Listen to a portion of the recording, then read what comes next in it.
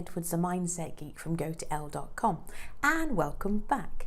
Now, in today's episode, we're thinking about excuses. Now, this is inspired by a Mindset Minute, which we had earlier on Instagram and LinkedIn. And if you're not already following those, I would encourage you, if you're on either of those platforms, come and have a look at them. They're a short 1 minute, as the name implies, a short 1 minute mini mindset moment for you at the start of your day. But earlier in the week, we got to talking about excuses. I did a bare-faced version of the Mindset Minute, i.e. I had no makeup on. Usually I record these with makeup on unless I do them in my pyjamas, which I used to do before these were video. And we got to talking about how the reason I was barefaced, the reason I had no makeup on, I was in my exercise clothes, ready to go to the local leisure centre to do a body fit class. Body blast, and we lift bars over our heads, and it's great fun and it's quite intense. But as you can imagine, I go to that with, in clothes and no makeup. You just get up and get the children to school and then go. And I knew that if I didn't record an episode of the Mindset Minute there, despite the fact that I was looking a bit scruffy, I knew it wouldn't get done. And so all the voices in my head said, oh no, don't do it. You're going to, particularly on LinkedIn, you have to be very professional on LinkedIn. I'm trying to dispel this myth. I am just showing up on LinkedIn as myself. And the people who don't like it, tough. So I know LinkedIn has a reputation for being a bit stuffy and corporate, but there are people on there who are not so stuffy and not so corporate. I'm just putting that out there. So if you've been put off because of that, I would encourage you to give it a go if it feels like a right fit for you. However, all the voices in my head did battle and try to tell me stories about why I couldn't possibly show up like that. And I decided to ignore them and do it anyway. And in that particular Mindset Minute, I was encouraging the people watching it, maybe you. If you watch it already, thank you for watching. But I was encouraging the people watching it to just ignore those excuses, to recognize them as your brain trying to keep you safe and then going and doing those things anyway. But a question came up in the comments in LinkedIn, and one of the ladies there said, yeah, but sometimes it's really hard to recognize when it's an excuse versus a valid reason. I got to pondering on this and I decided she's absolutely right, because if we trust, as a person of faith, I am well aware that sometimes ideas come in my head from nowhere and I have to just go, do you know what? Thanks God. And I'm sure, wherever you're at, even if you talk to the universe instead of the creator of the universe, it's a hard word to say, I would dare to suggest that you have had times where thoughts and ideas and inspiration have seemingly popped into your head from nowhere. Now then, how do we decide, or how do we choose when to listen to those nudges and those niggles as valid explanations or valid things, and how do we decide to ignore them? Because those voices in your head that, people say, the voice in your head says, no, you shouldn't do that. Oh, that's not a very good idea. Versus, go and do this thing, or go and do that thing, or what about this, or what about that? How do we discern the difference? Now, it's not always easy. It's easy to talk about it. It's easy to say, oh yeah, just do this or just do that. I have to acknowledge it's not always an easy thing. I get that. I do understand. Happens to me too. Happened to me with my website, funnily enough. Some of you will know that I relaunched GoToL back in the summer after a break of 7 years. 2011 was the last time GoToL.com existed. And I relaunched it after doing some business training with my friend Meg and got empowered and inspired to get out there with this message in a bigger way, for which I will always thank Meg. She's amazing. But I didn't have everything ready yet. I mean, it looks quite pretty. There's lots of rainbow colours and it's got words on the page. But one particular part that wasn't ready yet was the opt-in. Now, everybody, tells you, if you've got a business website, on the very first thing you want people to do is to join your email list. I didn't have it. And so one of the things that I was doing as I was launching GoToL, I was reaching out to friends and family and people who've been with me on this journey, who've seen the different iterations that I've gone through, and telling them, I've got this thing, I'm really excited about it. And if you're watching this and you're one of the people that got that email, thank you. Thank you for being there as I've been going around in circles and off on tangents and deciding, because I really, really appreciate it. So thank you. But when I was emailing people and I was telling them about the new website, a thought in my head said, well, maybe you shouldn't email all of these people yet because you haven't got your opt-in yet. And you're telling them about this thing and you're really excited about it and they might tell other people and you're not ready. And I had to decide, well, is that a valid reason? Is that a valid excuse? Is that a valid concern? Or is it just an excuse? Now, the conclusion I came to was actually it was an excuse. Because as much as I love people, and as much as you might get the impression that I'm a little bit noisy, I'm a bit of a chatterbox, it's fair, I am.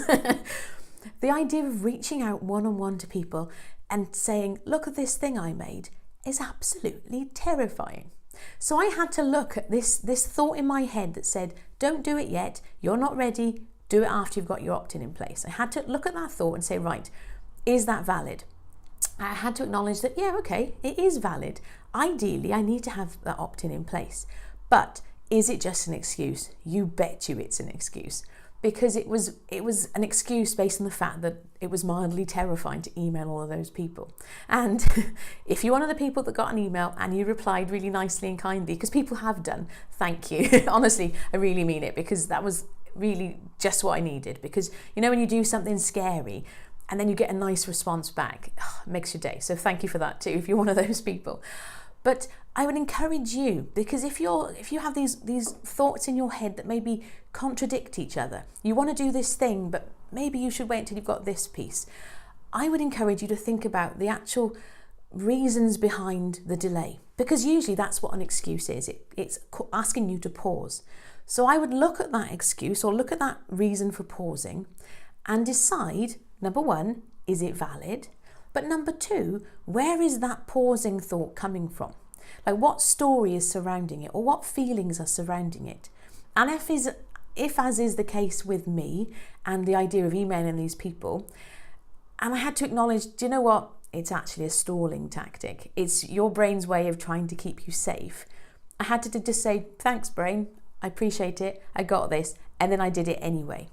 Because the longer you put off those things that terrify you, the more they build up. Like I had been telling myself for days, okay, here's a list of people you need to reach out to. Reach out to them. And I kept making excuses. I got really busy one day. I had some client work another day. There was this thing and then that thing and then that thing. And before you know it, there's a whole week gone by and you haven't done the thing that you told yourself you were going to. So if the thought that pops in your head is one that is aimed at keeping you safe, if it's one that lets you off the hook a little bit, I would dare to suggest that yes, it is an excuse. You can thank your brain for keeping you safe and then do it anyway. If, however, it's based on some logic, if it's based on some part of the puzzle that actually it would be really good to have this thing in place before you had that thing. For example, some of you know I relaunched Rent a Boss as a one-on-one service. It used to be a group thing, it's now a one-on-one thing. Now it would be no good me emailing people and saying to them, hey, this is Rent a Boss, if I didn't have something to send them to, or at least some words to tell them about it. So had my brain said, well, actually, you can't tell people about this yet because you haven't got anything to show them, that would be a valid logistical issue. But it's when those thoughts are coming from a place of doubt and fear and uncertainty or terror, that's when I would encourage you to push through, to do it anyway. Because the way I look at it, what's the worst that can happen? Like, I know, using the example of reaching out to people, I know that putting yourself out there, asking people, telling people, it's kind of scary, but it's also really valuable, because if you don't do these things, if you don't put yourself out there, you don't get any feedback. One of my mottos is to fail fast. Now, I never plan to fail. I got to be honest, every time I do a thing, I don't step into this thing planning to get it wrong. None of us do. But the quicker you can execute on something, the quicker you can move on something, the quicker you'll get feedback back. But it's true though, the quicker you do this thing, the quicker you'll have responses to it, because we don't create and exist in a vacuum. We are one person in a world surrounded by lots of other amazing people. So by doing your thing, getting it out there, and then let other people play with it, you can then iterate and move forward with it.